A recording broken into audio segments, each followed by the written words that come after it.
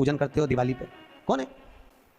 एक चोर भगवान शिव के मंदिर में चोरी करने के लिए गया और उसके पास में रात्रि के समय देखने के लिए, उजाला करने के लिए, कोई प्रकाश करने के लिए कोई मशाल या अग्नि नहीं थी। उसने शंकर जी के मंदिर का त्रिशूल उठाया, अपने कंधे का पिछोड़ा उठाया, उसको लपेट कर उसमें दिए से आग लगाकर त्रिशूल से चारों तरफ घुमा घुमा कर उजाला कर देखने लगा।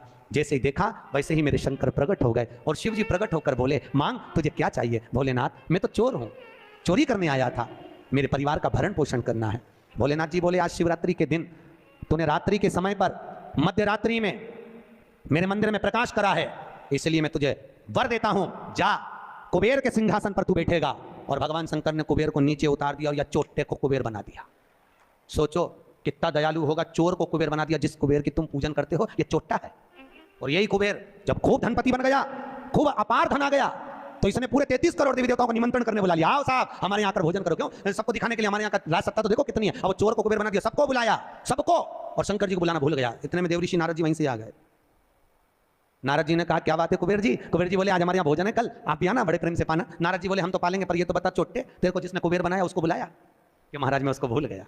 होता है, दुनिया के लोगों की रीति है। जब व्यक्ति जिसके माध्यम से आगे बढ़ जाता है, बढ़ते चले गया, धनपति हो गया, सब कुछ बना लिया, पर जिसके पूंजी से, जिसके धन से, जिसकी संपदा से, जिसके आशीर्वाद से व्यक्ति आगे बढ़ता है, उसको व्यक्ति भूल जाता है। बस उसी को भूला, उसी को। बाबा कुबेर जी ने कहा मैं तो भूल गया, अब क्या करूं? नारद जी ने कहा जाओ विनती करो। नारद जी ने जैसे ही कहा, कुबेर दौड़ कर गया भोलेनाथ जी के पास में, हर हर। भोलेनाथ जी ने पूछा, बोलो क्या बात है? इतने में कुबेर बोला, प्रभु मेरे से गलती हो गई, मैं आपको निमंत्रण देना भूल गया। शंकर जी बोले, कोई बात नहीं, देखो ये बड़ी बड़ी पार्टियां तो मैं तो वैसे भी अटेंड नहीं करता भैया, इतनी बड़ी बड़ी पार्टी मैं अटेंड नहीं कर सकता, तो कौन अटेंड करेगा? इतने में भगवान भोलेनाथ जी बोले, मेरा जो छोटा बेटा है गणेश, वो अटेंड करेगा। इतने में कुबेर बोला, प्रभु वो इतना सा तो रखा है, क्या खाएगा? इतना तो केना था। शंकर भगवान को हंसी आ गई, इसीलिए तो उसको अटेंड करने भेज रहा हूं, इसीलिए उसको भेज, वो क्या खाएगा? बाबा भोलेनाथ जी बोले, अब तो समय बताएगा कितना खाता है। कार्तिकेय जी को गुस्सा आ गया। कार्तिकेय जी ने अंदर माता पार्वती से कहा, माँ माँ। माता पार्वती जी ने पूछा, क्या बात है? माँ घर का बड़ा बेटा कौन है? भगवान पार्वती जी ने कहा, कार्तिकेय तू। जब बड़ा बेटा मैं हूं तो सबसे पहले पार्टी अटेंड करने का हक किसका? तेरा। तो शंकर जी ने, पिताजी ने गणेश जी को कुबेर भैया क्या भोजन करने क्यों भेजा? शंकर जी आएंगे, उनसे पूछेंगे। भोलेनाथ जी जैसे पार्वती ने पूछा, क्यों उपद्रव करवाते हो प्रभु, ये सब प्रपंचा क्यों करवाते हो? जब तुम्हारे दोनों बेटे बराबर हैं तो फिर ये बड़े को तुमने भेजा क्यों नहीं? इतने में शंकर जी बोले, मुझे मालूम है कहां पर कौन सी पार्टी में किसके घर किसको भेजना, लिफाफा लेके सम्मान, कौन सी शादी किसको अटेंड कराना, ये मुझे मालूम है, इसलिए मैंने गणेश जी को वहां भेजा। और गणेश जी से कहा, बेटा अच्छे से जिमना।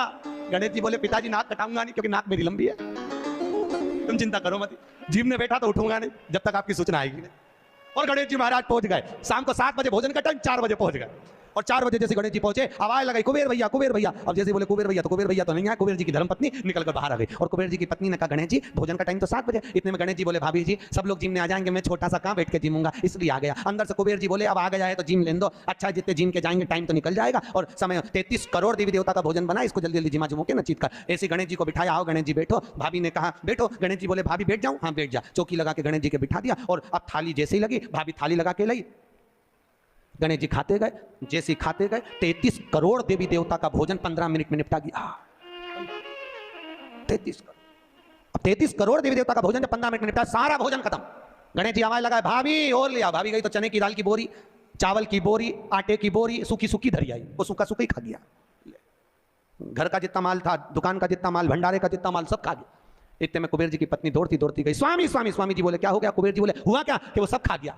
कि कौन? तो कि वो गणेश। तो कि वो तो इतना सा था, तो वो इतना सा तो है पर तोन जोरदार है, सब खा। इतने में कुबेर जी नारद जी के पास पहुंचे, तो नारद जी तो आनंद में लगे हुए थे, खूब अलमस्ती। नारद तो ना वो अलमस्ती में।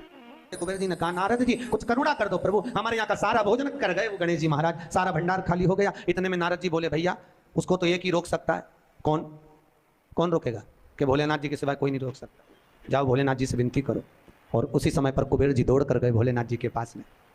हे शिव, हे शंकर, हे कैलाशी, हे अविनाशी, हे भोलेनाथ। भोलेनाथ जी ने पूछा, बोलो क्या बात है कुबेर, तुम्हारा मुख उतरा हुआ है? कुबेर जी ने कहा, प्रभु वो गणेश जी। शंकर जी बोले, गणेश को क्या हो गया? वो दुनिया को सब कुछ कर देता है, उसको क्या हो गया? कि उसको कुछ नहीं हुआ, जो कुछ हुआ 33 करोड़ देवी देवता को हुआ है, कुछ बचा ही नहीं है, वो सब खा गया है।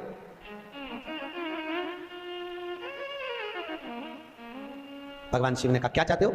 उनको जीमने से रोक दो प्रभु, कुछ बचा ही नहीं है, आप देखेंगे। शंकर जी ने एक दूबा दुर्बा उठाकर दे दी कि गणेश जी को दे देना कि नहीं दांत खरोच ले। कुबेर जी लेके एक दूबा चले। कुबेर जी ने सोचा खाया इतना है तो एक दूबा से क्या काम चलेगा। जाते जाते उन्होंने दूबा की गड्डी बना ली।